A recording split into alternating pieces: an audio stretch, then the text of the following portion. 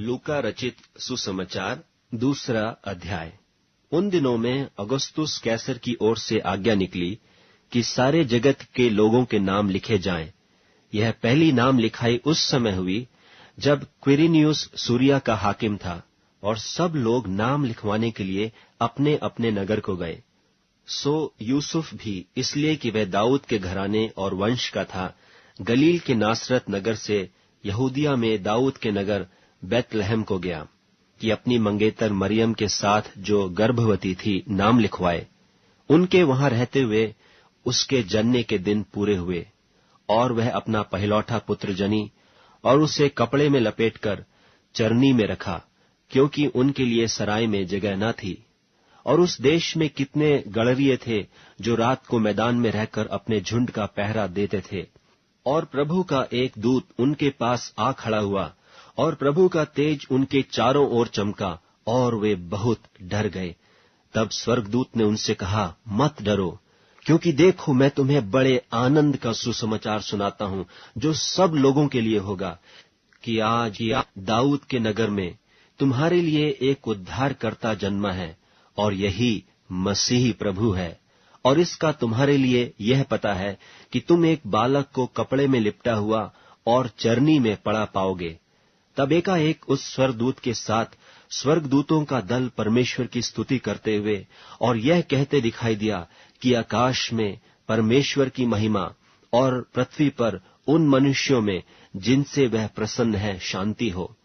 जब स्वर्गदूत उनके पास से स्वर्ग को चले गए, तो गड़रियों ने आपस में कहा, आओ हम बैतलहम जाकर यह बात जो हुई है और जिसे प्रभु ने हमें बताया है देखें।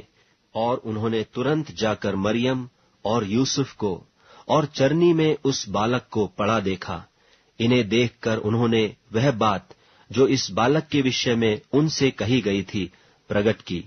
और सब सुनने वालों ने उन बातों से जो गड़रियों ने उनसे कहीं आश्चर्य किया।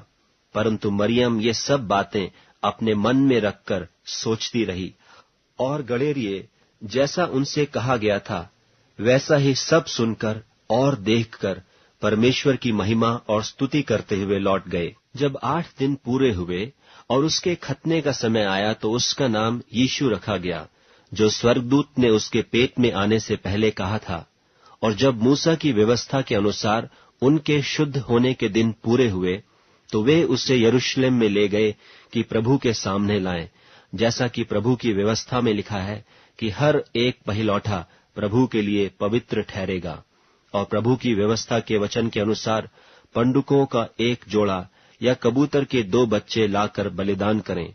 और देखो, यरूशलेम में शमौन नाम एक मनुष्य था, और वह मनुष्य धर्मी और भक्त था, और इस्राएल की शांति की बाट जो रहा था, और पवित्र आत्मा उस पर था।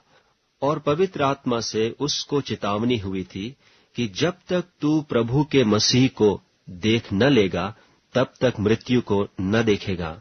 और वह आत्मा के सिखाने से मंदिर में आया, और जब माता पिता उस बालक यीशु को भीतर लाए कि उसके लिए व्यवस्था की रीति के अनुसार करें, तो उसने उसे अपनी गोद में लिया और परमेश्वर का धन्यवाद करके कहा, हे स्वामी, अब तू अपने दास को अपने वचन के अनुसार शांति से विदा करता है, क्योंकि मेरी आंखों ने तेरे उद्धार को देख लिया है, जिसे तूने सब देशों के लोगों के सामने तैयार किया है, कि वह अन्य जातियों को प्रकाश देने के लिए ज्योति, और तेरे निज लोग इस्राएल की महिमा हो।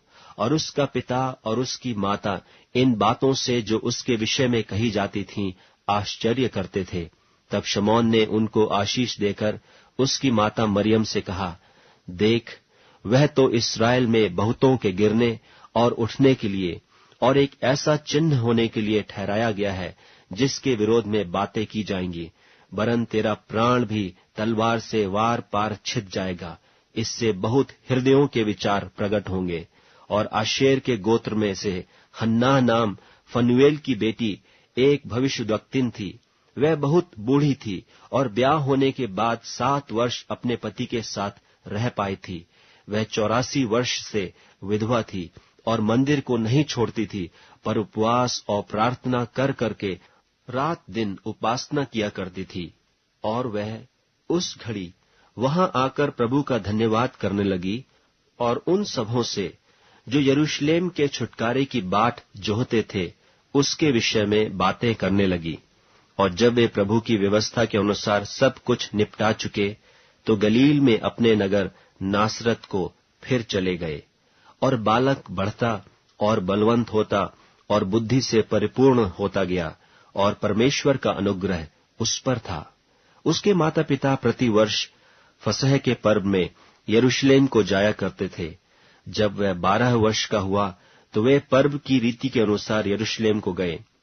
और जब वे उन दिनों को पूरा करके लौटने लगे तो वह लड़का यीशु यरूशलेम में रह गया और यह उसके माता पिता नहीं जानते थे। वे यह समझकर कि वह और यात्रियों के साथ होगा, एक दिन का पड़ाव निकल गए और उसे अपने कुटुंबियों और जान पहचानों में ढूंढने लगे। पर जब नहीं मिला तो ढूंढते ढूंढते यरूशलेम को फिर लौट आए। और 3 दिन के बाद उन्होंने उसे मंदिर में उपदेशकों के बीच में बैठे और उनकी सुनते और उनसे प्रश्न करते हुए पाया। और जितने उसकी सुन रहे थे वे सब उसकी समझ और उसके उत्तरों से चकित थे। तब वे उसे देखकर चकित हुए और उसकी माता ने उससे कहा, हे पुत्र, तूने हमसे क्यों ऐसा व्यवहार किया? देख, तेरा पिता और मैं कुढ़ते हुए तुझे ढूंढते थे। उसने उनसे कहा, तुम मुझे क्यों ढूंढते थे? क्या नहीं जानते थे कि मुझे अपने पिता के भवन में होना अवश्य है? परंतु जो बात उसने उनसे कही उन्होंने उसे नहीं समझा। तब वह उनके साथ गया और नासरत में आया और उनके वश में रहा। और उसकी माता ने ये सब बातें अपने मन में रखीं। और यीशु बुद्धि और डीलडौल में और परमेश्वर और मनुष्यों के अनुग्रह में बढ़ता गया।